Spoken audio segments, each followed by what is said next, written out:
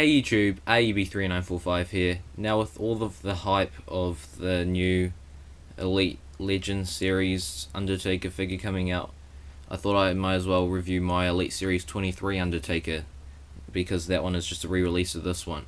Now this one has been opened before, but I put it back in the box for the sake of this review. So as you can see, there's a WWE logo there. It says includes jacket, mask, hat and tie. There's a warning logo there. It says Undertaker. There's a picture of him. There's the Elite Collection flashback logo. Now at the back, you can see it says Elite Collection, highly detailed action figure, authentic ring attire, flashback, Series 23. There's the WWE logo again. It says Undertaker. There's some stats about him. There's that same picture of him again. Pretty cool. And the others in the set, Antonio Cesaro, John Cena, Triple H, Macho Man Randy Savage, and JBL. I think that's the first time in the line. And there's a Raw ring available there. So yeah, let's waste no more time and get this opened up. So here we have Elite Series 23 Undertaker out of the box. Now before I get into the review, I'd like to compare it with this Undertaker, the WrestleMania 31 Heritage, based on I think WrestleMania 7. Well, it's around 1990, 1991, 1992, around that time. And these two figures are pretty similar.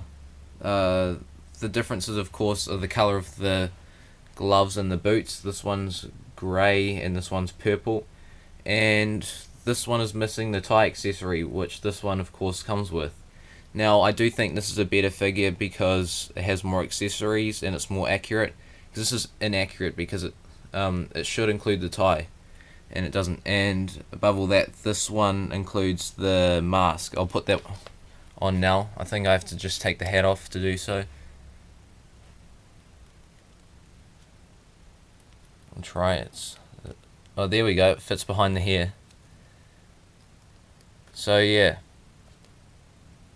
that's that little comparison. So now I'll take off the accessories. First the hat, of course, and then I'll take the mask off. I think before I take the tie off, I think I have to take the jacket off. I've actually never taken the jacket off on this. I've had this for well over a year now. I just didn't really feel like taking the jacket off. There was no need to. So I'll try. The hair might be in the way, so I'll just turn the head to the sideways a little.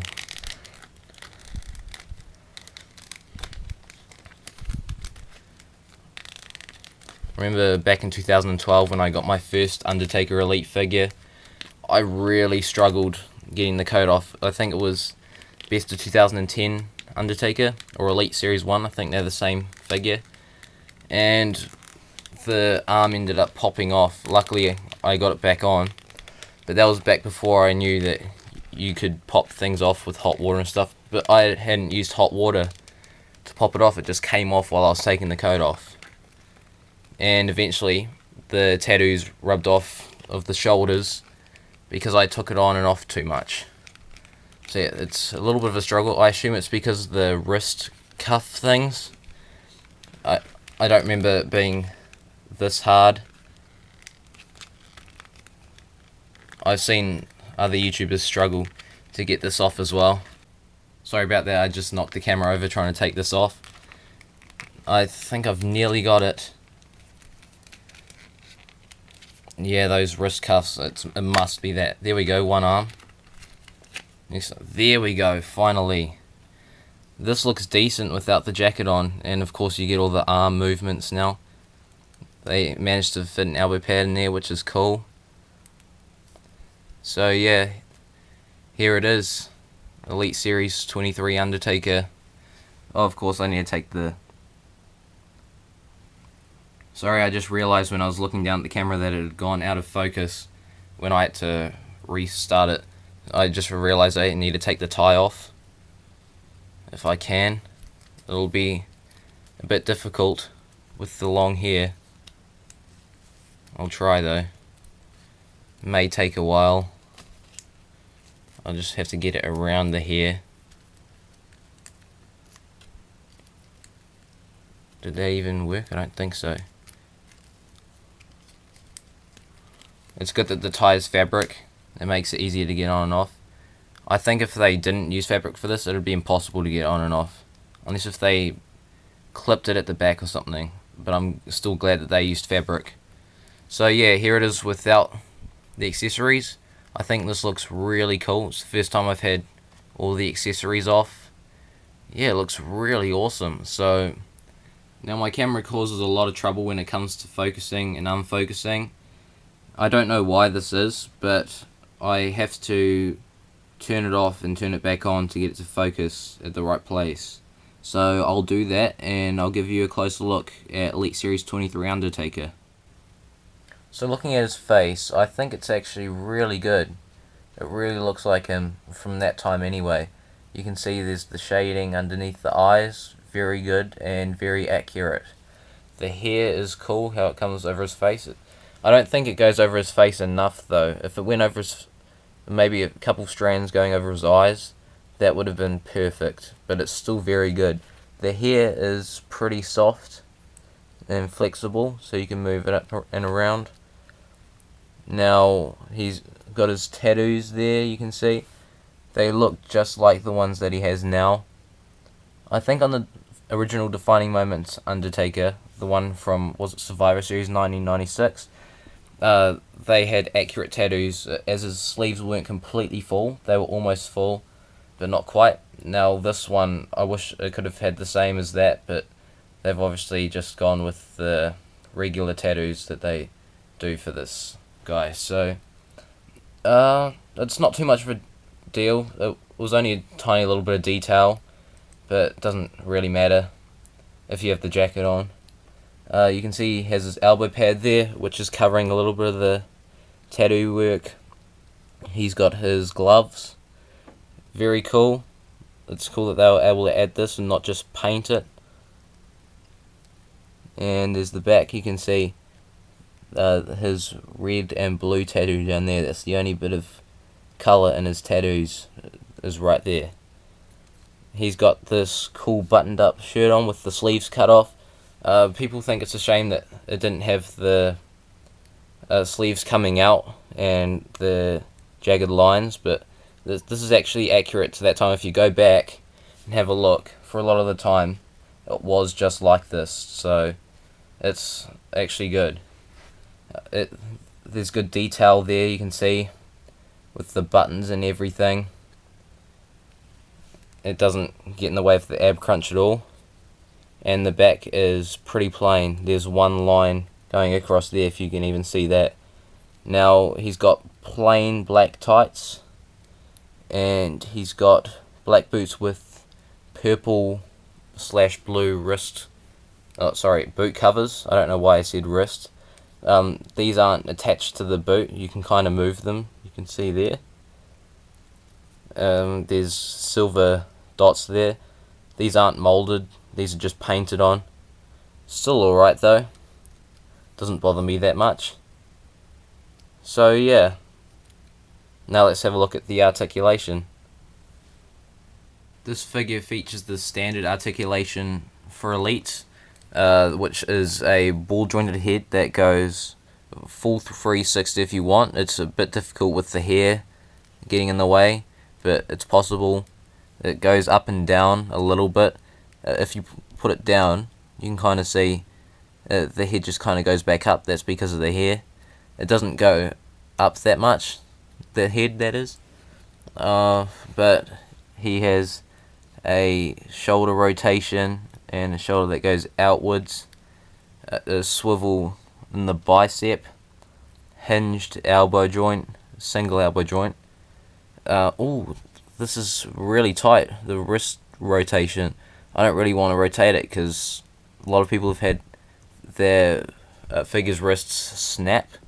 But oh yeah, oh there we go.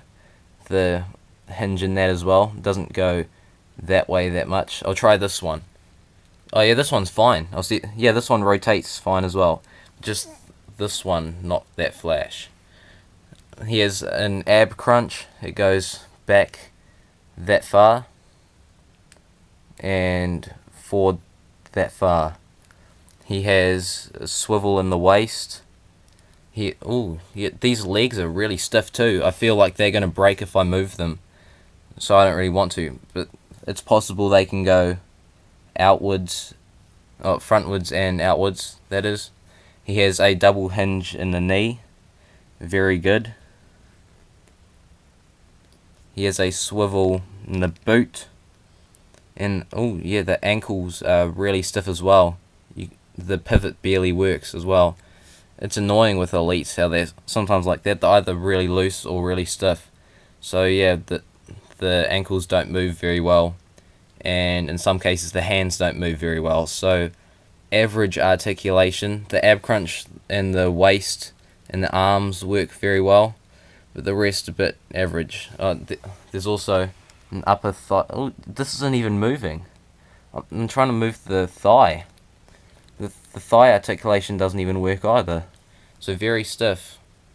Not very good. It doesn't bother me though, because I don't play with my figures, I display them. So not a big deal for me, but just for you guys out there, be wary if you get the Elite 23 Undertaker or the re-release of it.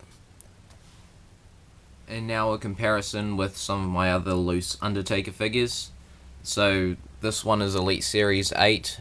He actually wore a coat similar to this shortly after this look. And here we have Elite Series 27 Undertaker, I think. Oh no, it's the 20-0 Undertaker with the Elite 27 coat. This he wore later in his career. And this is more of a modern Undertaker from when this video was made, with the fabric jacket. I wish they could have gone with this for this figure, but I actually don't mind because they gave us extra accessories. And this one, the 21-1 WrestleMania 30 Undertaker figure with the same coat mold, I believe, from this one, just with a little bit more paint. It's a shame they couldn't add paint to this one, like the purple pockets I think he had. The least they could have done was mold it on, but not too big of a deal, I guess. People don't just go looking for the purple pockets on the figure. And finally, the Elite Series 14 Undertaker with a more of a gown, actually. So yeah, a bunch of different looks. This one actually stacks up pretty well with some of these on my shelf. This one actually stands out because none of the other ones that I have or next to it have purple on it. So yeah, that's pretty cool. So for my final thoughts with this figure, it's a good figure, but there are the flaws that I pointed out earlier, and one that I didn't point out was that the tie is not the same color as the gloves and the boots. I'm pretty sure they're supposed to be the same color. I don't know which one has the wrong color, but yeah, just be wary of that flaw as well. And a good thing about it is I think this hat is a unique mold to all the other Undertaker hats because it has a curve to it, as you can kind of see there, which is actually accurate. So I don't know why they don't use this mold more often, because it's actually better than the other one. And for some Undertakers, this fits better. So yeah, that's my review of Elite Series 23 Undertaker. Thank you for watching, and subscribe.